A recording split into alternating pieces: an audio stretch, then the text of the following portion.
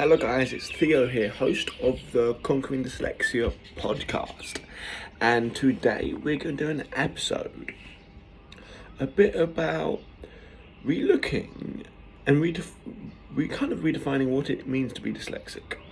Where did it come from, and how this label can really affect us in different ways. I hope we really enjoy today's episode and get some value off of it, because we're talking about some really interesting subjects that I think so often we can just be told and just accept in our life without actually questioning where did it come from, what's the basis of it, and how is this belief really affecting our lives. So that's what we're going to talk about today. And guys, if you really feel this valuable, I really appreciate if you could send me a message, send me an email at conquerdyslexia@gmail.com, and let me know what you think, or help connecting this to other people, or leave comments. Really appreciate it, guys. Anyway, on to today's episode. So the big question is this: how can dyslexics like us create a place, a community, a tribe, where people at any stage of life can come and solve any challenge, amplify their strengths, and ultimately help them become who they were meant to be? Or in other words, conquer their dyslexia. That is the question, and this show is the answer. My name's Theo Goff, and welcome to the Conquering Dyslexia podcast. Hello guys, today we'll be talking about and unraveling the topic of what does it mean to be dyslexic, like the underlying meanings of it. Now, I first want to get in, we're going to answer this question, and I want to take a very slight different angle from it, but I think, as you can see, this angle is going to be very obvious and way of seeing it. But before I jump into that and that whole slugging about dyslexia and where does it come from and what does it actually mean to us, and sometimes we can accept something that's not true, and so many of us just get told. I've had it so much in my life, getting told something this is what dyslexia is, this is what you have, you are dyslexic, and it's accepting dyslexia is something that's in the world. There's this thing called dyslexia, and I have it.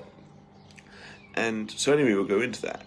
But before that, I do really want to mention sort of the journey that's been happening with myself with conquering dyslexia, and with working in a school as a dyslexic teaching English. Now, I thought this would be it's the craziest, just makes sense thing, illogical thing to do ever, a few years ago. But now I'm signed up, I'm here in Thailand, it's amazing, and I'm teaching English to Thailand kids. And I had my first week of it, and I survived my first week. And today's Monday, the start of the second week. I haven't been into work yet. But I just want to sort of clarify, okay, when you're doing something when you're so nervous about something that you have so little confidence in some areas, but yet you're doing it for the right reasons. And I feel like I am doing it for the right reasons. And when you've tried it for a bit and you want to come back for a second time, done my first week, coming back for the second week, I'm very excited, because I feel the second week, so this is how my head clicks, and this was not how I thought about it before at all, about especially with English, with reading, with writing. When you make mistakes, you can feel oh, it's the worst thing ever, oh, you can't believe you made them, oh no, you can't make them ever again. And doing this in school is one thing, doing this as a teacher is another thing, because people are looking up to you, their mistakes are compounded in a sense. So when I was doing it, I was making a few mistakes. A lot of things when it came to grammar, when it came to teaching them grammar, I didn't have a clue what I was doing. And so all these little mistakes, and remember people's names, I could not remember people's names for the life of me. I had, when I say I learned a lot, which means I made a lot of mistakes. And I can have a look at it two ways. I can have a look at it, oh my god, I made loads of mistakes, teaching is not for me, I shouldn't do this, let's go back to England, I can't do this, bloody, bloody, bloody, bloody, blah. Or I could think of, okay, Theo, I've made some mistakes, which means I'm not going to make them again, because I'm going to try these new things instead. Just don't make them again, and here's what I done good, and let's try to make them even better, and let's get excited for the week. Because now I'm a better teacher now than I was a week ago. And think of, and I don't have a lot of question in my mind about this, about, oh, if it's good, if it's not good. But when you try and do something new or do something challenging or make mistakes with your English, use those as learning lessons. Not learning lessons like you will never make the mistakes again, like, oh, you know how to spell the word now, because that's going to be hard. Learning lessons like, okay, how can you deal with this situation when it happens again? How can you deal with it emotionally, and what things could you do? Could you make it actually funny? Could you make it humorous? Could you make it, I mean, like, joke, like maybe joke in a sense? Could you maybe prepared more? Could whatever. Just as learning. Okay, this happened. Let's not make it happen in the future. And don't make it that hard on yourself. Don't beat yourself up. Just have it as like a default setting. Okay, learn from it. Move on. I'm not gonna have it negatively affect me that much in my life. So that, guys, is one message before I get into the whole story about what is dyslexia. So basically, I'm really writing my second book, Conquering Dyslexia, like volume 2. I've got spent 3 years writing Conquering Dyslexia book, and it's got so much amazing stuff in it. But now, because I've learned a lot, so much more, I feel educated about dyslexia and so many more discoveries. I'm writing a second book, and I've done the first draft of the full thing, and how I was writing it, I was made this basically big couple 100 slide presentation PowerPoint thing, and I have those steps, and I'll do a video of me speaking all the steps, and then I'd put it on my podcast, not posted, but just like a draft version that could be transcribed very cheaply, like 25p per minute by a robot, and then I'd go through that and just make sure it makes kind of sense, about take out all the ums and ahs. And now I've done all that. Now I'm going back, and this is chapter 1. I'm making it the best I can be. And chapter 1, which is basically step 1, because there's 12 steps in this, and this 12 steps really lays out so perfectly about conquering your dyslexia. Okay, here is the process we go through. Step 1 is actually quite a big one. This wasn't before, but now it makes so much sense for this to be. Is what is dyslexia? And I'm not going to go through the whole thing about what it is to be dyslexic, because that's going to take a very long video. But just to start off, the beginning of it, so trying to answer the question, what is dyslexia? Now, people answer this question with people answer this question with 1 or 2 sentences, or with a definition of what dyslexia is. And I think that's really injustice to. You can't answer the question about what is dyslexia, because dyslexia is a massive thing that affects 1.5 billion people in the world, because different thinking process, and it can affect their whole life drastically. And to explain this with a line, with a sentence, is wrong. Doesn't do it justice, in a sense, to answer this massive question that we need to answer. If I want to answer this accurately, if I want to answer this in a way that actually can help people. And so if you look back, okay, what is dyslexia? Because if you want to answer this question, okay, what is dyslexia, we have to kind of figure out where it comes from. And so basically, the word dyslexia, the word is complete. I want to make a good distinction. The word is different from the actual thing itself. The word is different than the actual meaning of what it actually means to be dyslexic. It can be confusing, but somebody thinks, okay, this is dyslexia, I am dyslexic. No, that's a label. So let me carry on. This may not make a lot of sense at the start. So 130 years ago, this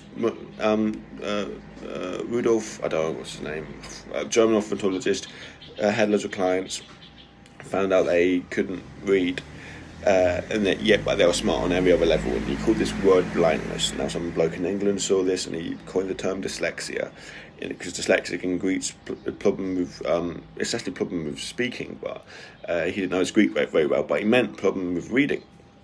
That's what dyslexia means. And then throughout the years, 130 years on, we've been doing research and studies on dyslexia about why it's such a negative thing. Only recently we've realised there's so many positives about dyslexia. So that's kind of the history. But where was dyslexia before 130 years ago? Where did it go? It was still there. It still affected 20% of the population, 1 in 5 people. But the only thing is that we had no reason to discover it. The only reason why there was a big discovery of dyslexia, a massive discovery, it was like small, but it's slowly grown, is because of the invention of the printing press, the invention of the need to have reading on a wide scale.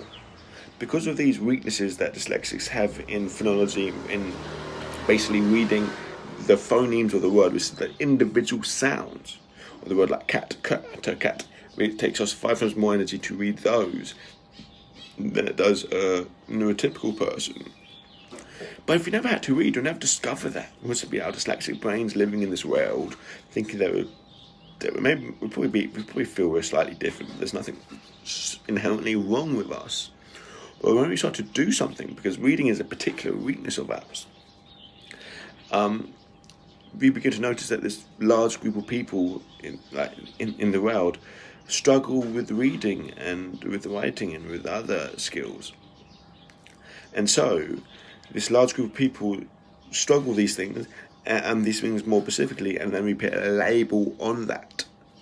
And basically what this label is, so I look at things, there's a term called neurodiversity. And what neurodiversity is, incredible saying if you actually really think about it. Because neuro is the brain. Neuro is the brain. Diversity is differences, very diverse. And differences is in the brain, it's neurodiversity. And think of neurodiversity, because there's 2 words, neurodiversity and neurotypical. Neurotypical is basically a typical brain. And think of a line, and in the middle of the line, in the middle of the line there's neurotypical, and neurotypical lasts to about 20% of, before we get to the end of the line, about 20% back, pit like a dash, and that's neurotypical. So neurotypical is the middle of the line, and 20% at the end of each line is neurodiverse, because your brains can be so different, but once your brains get to a certain difference of being abnormal, then they put a label on this: dyslexic, autistic, ADHD.